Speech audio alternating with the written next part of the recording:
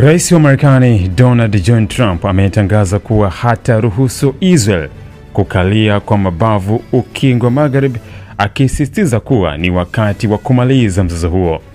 Akizungumza na waandishi wa habari katika ikulu ya White House, Trump alisema kuwa tayari amezungumza na waziri mkuu wa Israel Benjamin Netanyahu kuhusu swala hilo na kwamba msimamo wake ni thabiti. Tangazo hilo linakuja wakati Netanyahu akiwasili New York kuhutubia Baraza Kuu la Umoja wa Mataifa. Mataifa kadhaa ya Magharibi yakiwemo Ufaransa, Uingereza, Canada, Australia na Ureno yametangaza kuitambua rasmi Palestina kama taifa, hatua ambayo imelenga kuendeleza uwezekano wa suluhisho la mataifa mawili. Israel imekosoa vikali hatua hiyo, huku baadhi ya maafisa wake wakisema kuwa mazungumzo kuhusu uwezekano wa kukalia ukingo wa Magharibi bado hajafungwa.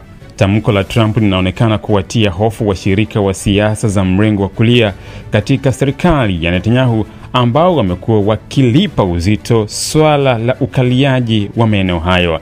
Bila uungwaji mkono wa Marekani, hatua hiyo ya Israel inaelekea kupoteza uhalali wa kimataifa na inaweza kusababisha madhara makubwa kidiplomasia. Viongozi wa Kiarabu, wakiwemo kutoka Umoja wa Falme za Kiarabu, wameonya kuwa ukaliaji huo utamaliza juhudi za ushirikiano wa kikanda.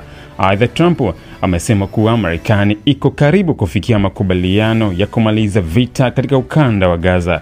Alibainisha kuwa mpango wa hatua 21 tayari umewasilishwa kwa viongozi wa Kiarabu pamoja na wa Kiislamu katika mkutano wa pande nyingi uliofanyika Jumanne mjini New York.